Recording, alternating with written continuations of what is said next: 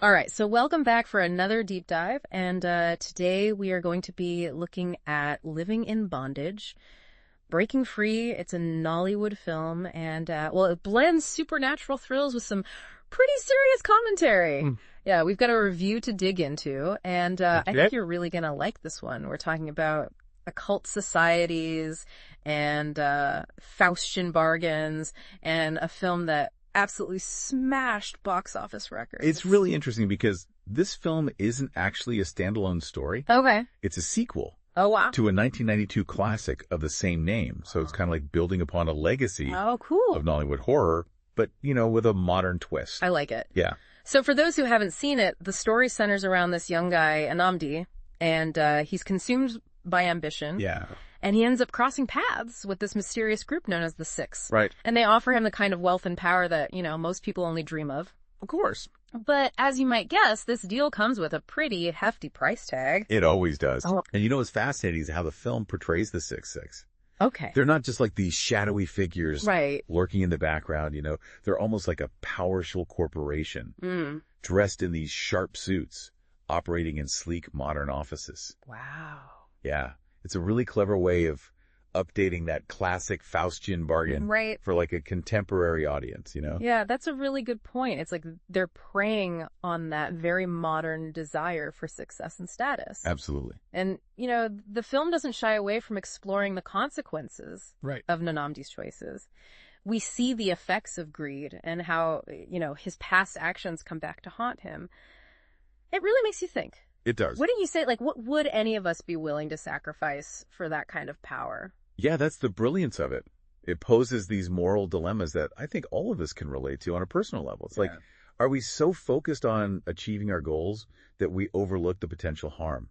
It really challenges us to examine, our own values and the compromises we might be tempted to make. Okay, we have to talk about Ramsey Nouah's performance as Richard Williams. Yes. He plays the villain, and honestly, he's mesmerizing. He is. You can totally understand why people would be drawn to this character despite his dangerous aura. And having Kanayo in the film adds another layer of intrigue, especially I think for those who are familiar with his legacy in Nollywood. Right. He's well known for his roles in these occult-themed movies. Mm-hmm. So his presence brings a certain weight to the supernatural elements. Definitely. It's almost like he's carrying a whole genre on his shoulders. There's almost a sense of, dare I say, destiny? Yeah. Like it was meant to be. Mm-hmm. Speaking of destiny, this film was a huge success. We're talking the highest grossing opening weekend for a Nigerian film in 2019. Wow. A total gross of $168.7 million. And it even landed on Netflix. That's incredible. This success goes beyond just box office numbers, though. Yeah. I think it really signifies Nollywood's evolution. The production value, the storytelling, it's all been elevated. It's impressive. Yeah, it's a clear sign that Nollywood is kind of breaking free from its regional boundaries and captivating a global audience. Absolutely. The cinematography is stunning, and there's this one scene I have to mention. Okay. It's where Nnamdi first meets Richard, and the camera slowly zooms in on Nnamdi's face as Richard's laying out the terms of the deal. Oh, yeah. And the tension is palpable. You see this internal struggle playing out right there on screen. Yes. And the eerie score just intensifies the whole thing. That scene is just masterfully directed. I know. The use of close-ups, that slow zoom. It's so good. It all works to draw you into Nnamdi's psychological state. Yes. You're not just watching the scene. Yeah. You're experiencing his inner turmoil.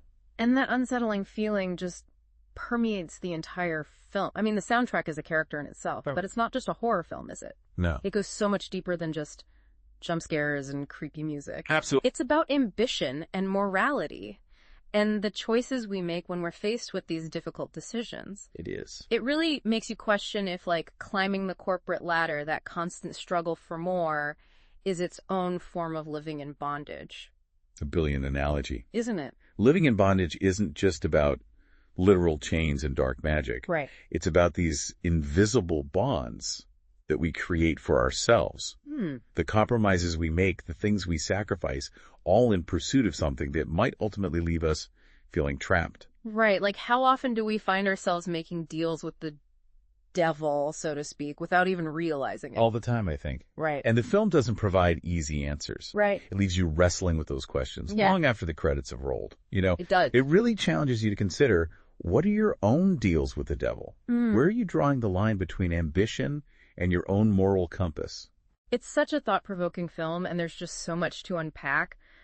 I'm curious to hear your thoughts on this. The way the film portrays the clash between traditional values and the allure of modernity, I think, is fascinating. Yeah, that's a great point. You have Nnamdi struggling to reconcile his father's teachings about integrity and hard work with those seductive promises of wealth and status that the six represent. It's like he's torn between two worlds, right? Yes. On one hand, he wants to honor his roots and the values he was raised with. Yeah. But he's also tempted by that flashy, materialistic lifestyle that just seems so readily available. Right. And it's a temptation that I think a lot of us can relate to in today's world. Absolutely. And it's not just Nnamdi who's facing this dilemma. The entire society seems to be grappling with these same questions.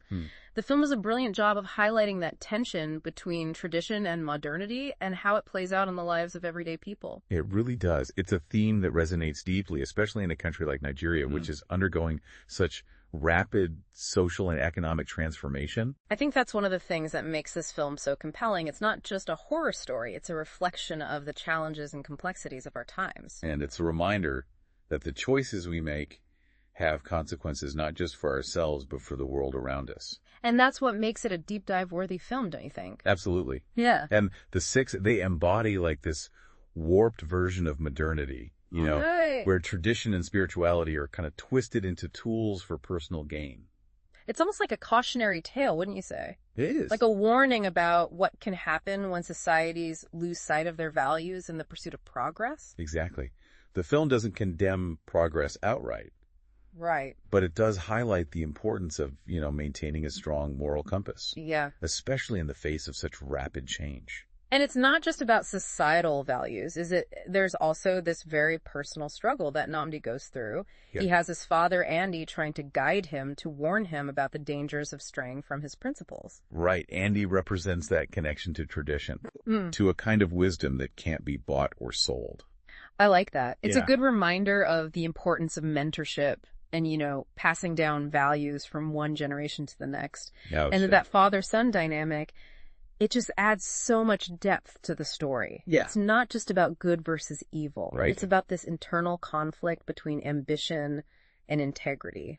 It is. And the film doesn't shy away from exploring the psychological consequences of Nnamdi's choices. We see him grapple with guilt and fear. Yeah. And the realization that his actions have these far-reaching consequences, Speaking of consequences, the film uses some pretty unsettling imagery. Yes. To convey the darkness that Nnamdi is getting tangled up in.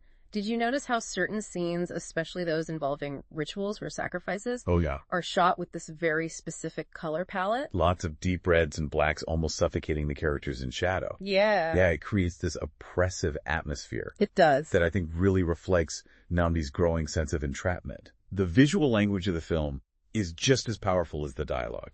And the sound design, don't even get me started. Oh, yeah. There's this one scene where Nnamdi is about to make a crucial decision. Okay. And the soundtrack kicks in with this discordant, almost industrial sound. It's like a sonic representation of his moral compass breaking down. It's brilliant how the filmmakers use sound to create this really visceral, unsettling experience for the viewer. Right. You're not just watching the story, you're feeling it on a primal level. It's those little details that really elevate this film beyond a typical horror flick. I agree. It's this carefully crafted experience that stays with you long after you've seen it. And that's what makes Nollywood so exciting right now. I know. You're seeing this wave of filmmakers who are pushing boundaries, blending genres, and creating these really unique cinematic experiences. It really is. And Living in Bondage is a perfect example of that. It's a sign that Nollywood has come of age, wouldn't you say? Absolutely. It's not just about entertaining audiences. Right. It's about challenging them, making them think. Yeah. And provoking these conversations about important issues. And with the global reach of platforms like Netflix, these films are reaching a wider audience than ever before. It's true. Sparking dialogue across cultures and continents. It's an exciting time for Nigerian cinema and Living in Bondage. Breaking free is right at the forefront of this movement. It's a film that demands to be discussed. Absolutely. Dissected and debated. Yes. And that's exactly what we're doing here today. So let's dive back into the film itself. One aspect that really struck me was the ending, without giving away any spoilers. Okay. I'd love to hear your take on how the film resolves Nnamdi's journey. The ending is definitely open to interpretation.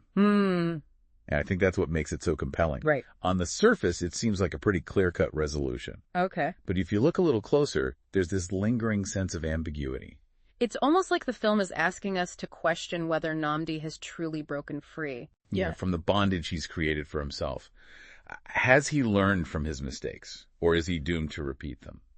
Those are the questions that linger in your mind after the credits roll. Right. And I think that's the mark of a truly great film. Yeah. It doesn't provide easy answers. It leaves you grappling with the complexities of human nature.